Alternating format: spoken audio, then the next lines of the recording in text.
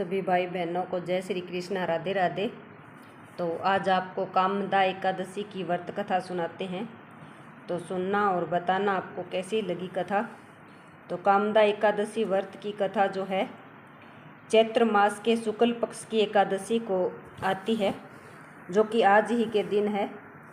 तो यह एकादशी भक्तों का मनोरथ पूर्ण करने वाली होती है। कामदा एकादशी का व्रत एवं पूजन जो है शास्त्रों के अनुसार इस एकादशी का विधि विधान के साथ व्रत एवं पूजन करने से जो भी व्यक्ति इस व्रत का पालन करता है उसकी सभी मनोकामनाएं सिद्ध होती है और उसके सभी पापों का नाश होता है और अंत में वह मोक्ष को प्राप्त होता है। कामदा एकादशी के दिन भगवान विष्णु की पूजा किए जाने का विधान बताया है। कामदा एकादशी का व्रत जो है आज 8 अप्रैल मंगलवार को है।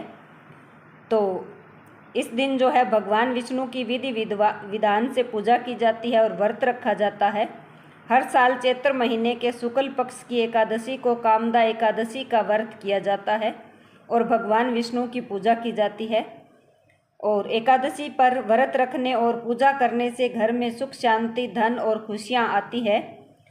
और कामदा एकादशी का व्रत करने वालों को फल के रूप में भगवान श्री हरि जो है उनकी सभी मनोकामनाएं पूर्ण करते हैं।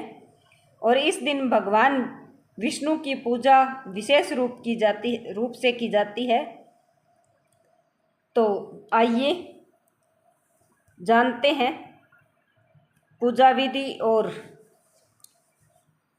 कथा के बारे में थोड़ा। तो जो भी व्यक्ति व्रत करता है वह सुबह जल्दी उठकर स्नान आदि से निवृत्त होकर भगवान विष्णु की पूजा करता है और उसके बाद भगवान विष्णु की आरती करता है और पूरे दिन में जो है फलाहार करता है, अन्न ग्रहण नहीं करता। और कहते हैं कि इस दिन किसी की चोरी निंदा कुछ भी नहीं करना चाहिए। अगर हम चोरी निंदा या किसी की कोई बुराई करते हैं तो हमें एकादशी का फल प्राप्त नहीं होता। तो एकादशी का व्रत जो है आज 8 अप्रैल आज के दिन किया जाएगा।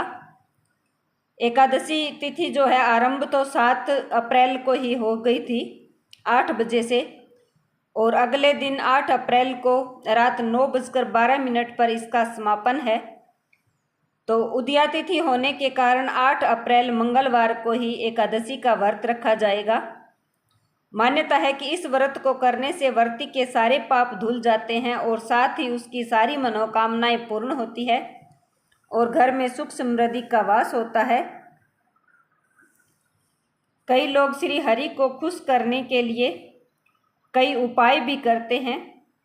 तो इस दिन भगवान विष्णु के मंत्रों का जप भी किया जाता है और कामदा एकादशी पर दान पुण्य भी करना चाहिए, खासकर गाय सेवा अवश्य करनी चाहिए।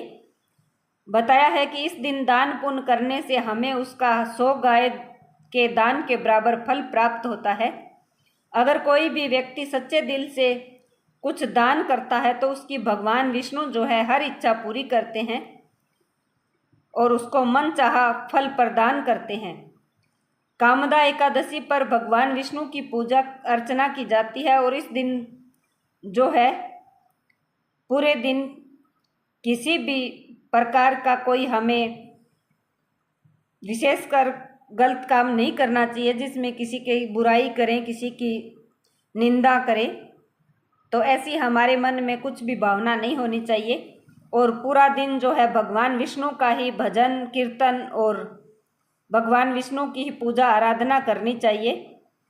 तो इसके बाद अब आपको सुनाएंगे कथा। तो आइए सुनते हैं कथा। और एकादशी का व्रत जो भी करते हैं उनको अगले दिन सुबह जो है जल्दी उठकर फिर से स्नान आदि करने के बाद भगवान विष्णु की पूजा आराधना करनी चाहिए और फिर ब्राह्मण को भोजन कराकर कुछ दान दक्षिणा देनी चाहिए और फिर खुद भोजन जो है ग्रहण करना चाहिए। तो इस बार जो है 9 अप्रैल को व्रत का पारण होगा। तो व्रत पारण करने का सुबह समय जो है 6:02 से 8:34 तक होगा। तो इसके बीच आप व्रत का पारण कर सकते हैं और व्रत खोलने के बाद अनाज और पैसे का दान करना जो है बहुत ही अत्यधिक महत्वपूर्ण होता है। तो आइए कथा भी सुनते हैं, जिसमें भगवान श्री कृष्ण और युधिष्ठिर के बीच में कुछ संवाद होता है।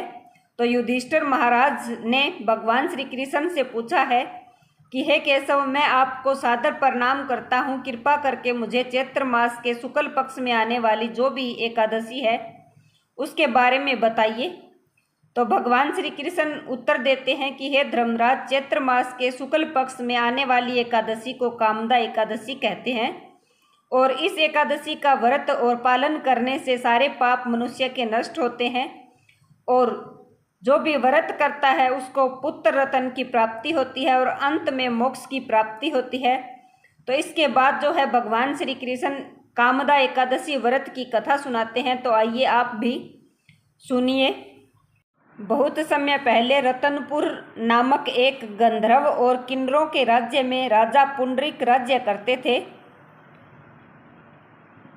यह राज्य जो है, इस राज्य में ललिता नाम की एक अप्सरा अपने पति गंधर्व ललित के साथ रहती थी। दोनों एक दूसरे से हमेशा प्रेम में मगन रहते थे। एक दिन ललित राजा पुंडरीक के दरबार में नृत्य करने के लिए गया, तो वहाँ वह गाना प्रस्तुत कर रहा था, लेकिन उसकी प्रिय पत्नी ललिता उसके साथ नहीं थी। तो नृत्य और गान करते समय ललित को अपनी पत्नी की याद आ गई। इस कारण उसका नृत्य भंग होने लगा और उसके स्वर थे वो लड़खड़ाने लगे। तो राजा पुंडरीक के दरबार में गंधर्व ललित के नृत्य और गान में गलती होने के कारण उसको उसकी पत्नी ललिता की याद आई थी। दरबार में उपस्थित श्रेष्ठ नागराज कंकोटक ने यह बात जान ली। उन्होंने राजा पुंडरीक को बताया कि ललित का ध्यान नृत्य में नहीं था और वह अपनी पत्नी को याद कर रहा था। यह सुनकर राजा पुंडरीक को बहुत ज़्यादा गुस्सा आया। उन्होंने गंधर्व ललित को श्राप दे दिया, मूर्ख, मेरे सामने गान करते समय अपनी पत्नी को याद करता है, मैं तुझे राक्षस बनने का श्राप देता हूँ। जैसे ही राजा ने यह कहा तो ललित का रूप तुरंत बदल गया। वह एक भयंकर राक्षस बन गया। उसका विशाल और डरावना चेहरा, भयानक आंखें और विकराल शरीर देखकर कोई भयभीत हो जाता था। वह अपने कर्मों का फल भोगने जब ललिता को अपने पति के राक्षस बनने की खबर मिली तो वह बहुत ही ज़्यादा दुखी हुई। अपने पति को इस भयानक रूप में देखकर वह सोचने लगी कि मैं क्या करूं, कहाँ जाऊं, कैसे मेरे पति को इस कष्ट से दूर करूं। मेरे पति बहुत ज़्यादा कष्ट में है। वह रोते हुए अपने पति के पीछे पीछे जंगल में भटकने लगी। तभी उसे एक सुंदर आश्रम दिखाई दिया, जहाँ एक शांतिपूर्ण ऋषि ध्यान मगन बैठे थे।